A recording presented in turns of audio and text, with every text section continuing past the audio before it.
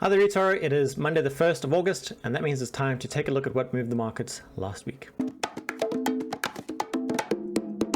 Now, being the first week of August, I would usually look back and review the portfolio and performance through last month. However, I'm a little short on time today, and those videos tend to take a little longer. The 1-minute summary is that I am still long-term optimistic. Medium-term, I'm not so sure. And short-term, I'm fairly pessimistic. Earnings have not been very bad, actually. But if you look at the state of the world at the moment, in China, in Ukraine, in the US, through Europe, there are many risks they're not just theoretical risks, they're actually happening. And so while I celebrate that indices and stocks were rising through the past month, I think that they've gone a little too far, too fast. I have been hedged through a lot of last month. There was a lot of economic data, particularly towards the end of the month, and I had concerns about that. Some of that data came out and the market celebrated those results even though the data was negative. Bad news was good news. My hedges have cost me some performance through the past month, maybe 1% of the portfolio, but I am inclined to hang on to them a little bit longer because I think the realities of the world's current situation will sink in soon. All right, looking at the charts very quickly. So the NASDQ100 and the SP500 had a fantastic month, particularly in the last week of last month.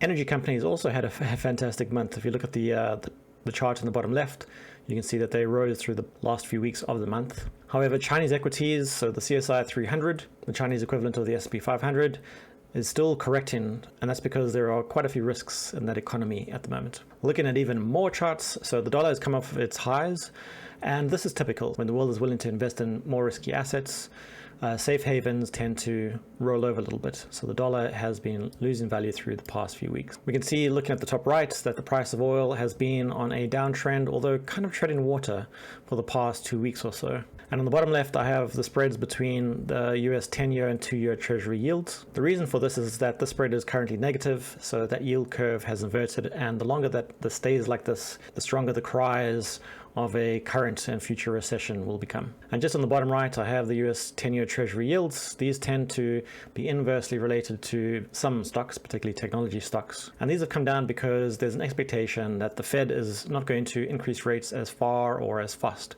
as had been previously expected. Now, the drop in the dollar is a welcome change because it has a number of implications. A rising dollar tends to slow down the world economy. There are beneficiaries, of course, but there are many countries, particularly in emerging markets, that have debt denominated in dollars. So they need to service that debt. They need to pay the interest on that debt in dollars.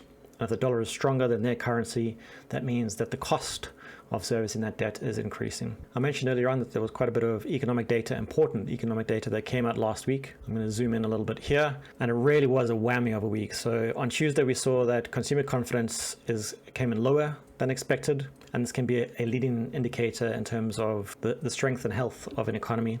New home sales much lower than forecast, obviously because of those rising rates in the US have been affecting the interest rate on mortgages. We saw the interest rate decision from the Fed, and they gave us more or less what was expected. The Fed Chair Jeremy Powell, he seemed to make contradictory statements in his speech about the interest rate decision, but probably the key piece of data coming out of it was that now that they've reached the neutral rate, they plan to be more data driven. So before, they were just going to keep on hiking the rate until they got to the point that they're at now.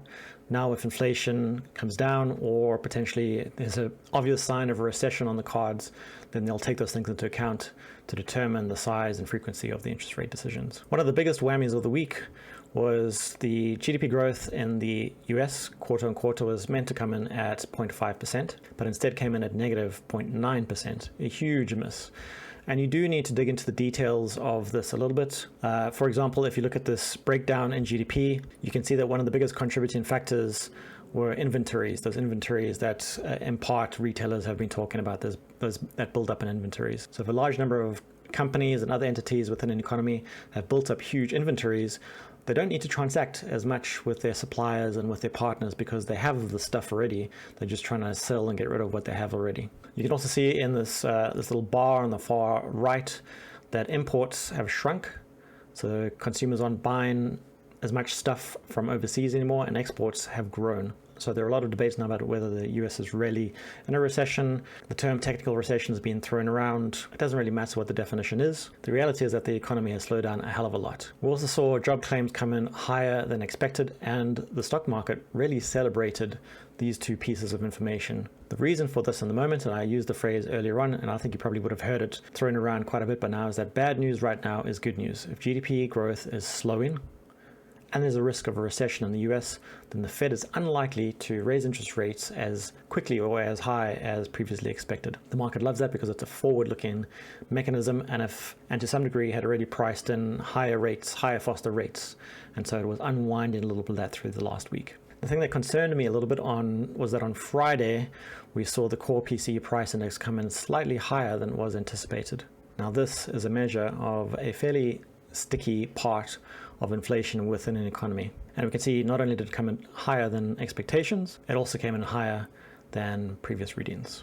All right, so lots of big important pieces of macroeconomic data came out last week. What else was moving the markets? Well, earnings, of course. In a lot of cases, earnings weren't spectacular. In some cases, there were even stock prices that were rising on very small misses, but this was better than the very bad outcomes that the market was expecting. So from companies across the economy, I tend to focus on growth companies, not necessarily technology companies, but they usually end up being technology companies. There were a few huge misses, but in most cases, it was a kind of mixed bag. The market breathed a sigh of relief when they found out that parts of the economy are still functioning quite well. Everyone was really, really hoping that this wasn't the quarter in which earnings fell off a cliff and were way below expectations.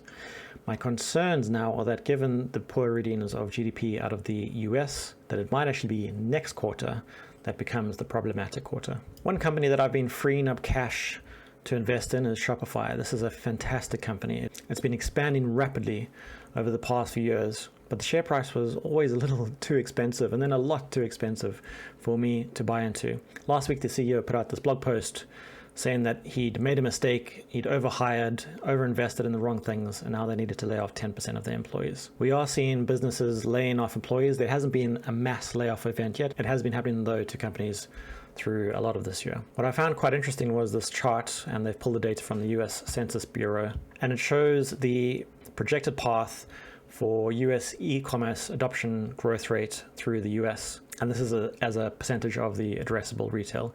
And you can see that in 2020, there was this enormous spike, basically vertical. And this shows the enormous pull forward in demand. So within the space of a few months, maybe 6 months, Shopify had acquired the number of customers that it usually would have taken them 3 or 4 more years to acquire. This is not easy for businesses to deal with. You see an enormous amount of demand, and you want to maintain your levels of quality, so you ramp up those parts of your business, and then suddenly you find that the volumes start slipping away, and eventually you need to cut back your workforce. A lot of companies have been in this terrible, terrible position. It's a very difficult time to run certain types of businesses within the economy. What I found remarkable is that this value is starting to revert to this is probably not the mean, but the trend from before. Another thing that happened last week was the climate bill that's making steady progress through the US government. So this would give an enormous boost to green companies, not necessarily just solar energy and wind energy companies, but quite a big basket of other companies. You can see some of them listed here. We saw a lot of companies that would be the benefactor of this bill rocket higher through last week. There were many solar companies, for example, that were putting in double-digit gains for 2 to 3 days in a row. All right, moving on to China. Well, I've said it a few times before. I think we're going to see headlines like this forever, basically, as long as COVID-0 is a policy within China. This will have an enormous impact on the Chinese economy, but also because China is central to the global economy, it's also going to affect world GDP. This is a big problem, but it's also not the only problem. I mentioned in previous videos that there are a number of people that are refusing to pay their mortgages because the property developers are unable to finish building the companies. Now the central bank, the Chinese government, is having to bail out these real estate projects. And this is not the only problem within the Chinese real estate sector within the economy. We've also seen tensions rise even more between China and the US through the past week or two, apparently this time because Pelosi had planned to visit Taiwan. And this particular topic of China and Taiwan in general is an enormous risk. If China were to actively invade Taiwan, we'd likely see countries mobilizing around this conflict, aligning with their partners in a similar way to what we've seen with the Ukraine conflict, but probably at a much larger scale. All right, so it's for this reason I've spoken about a few of the risks that are going on right now. So in my opinion, the world right now is still in a very difficult situation. There are lots of big risks that we're trying to work our way through. There's the Ukrainian war, tensions between China and the US. The US's economy is still a mess, as is the EU's economy, as is the UK's economy, and a number of other economies around the world. Inflation is still very high. Interest rates are still going to rise. And I'm very happy to see resilience in earnings that we've seen, not only through the US, the UK and Europe have done quite well through the current earnings season too. I think that's a little bit too early to be very optimistic about the short term. Long term, I'm optimistic. Short term, less so. All right, what about the macro situation? The macro data coming out this week? Well, it's nothing like last week, but we can see already on Sunday, manufacturing PMIs in China are below 50, not good. But the US data that we got just today, the ISM manufacturing PMI is looking decent. This week is largely going to be about jobs data. So we can see the jolts coming out in the US, jobless claims later in the week, and then non-farm payrolls and the unemployment rate. The actions that the Fed is taking in the US at the moment are likely to drive unemployment higher. Although for now, levels of employment are actually quite resilient. We're also still firmly in earnings season, and there are lots of interesting companies that are going to report through this week. You can see a number of the logos on screen. I'm sure you recognize some of them. Some of those that are in my portfolio are Alibaba, Mercado Libre, and Square, now Block. So it's going to be a very interesting week. Earnings aren't just about whether a company beats or misses on earnings. It's also about what the company tells you about the health of the business and the economy. Little hints about these various areas of the economy come out of these earnings calls, as well as their outlook. All right, so that's it for this week. I hope you have a good one, and I'll speak to you soon. Goodbye.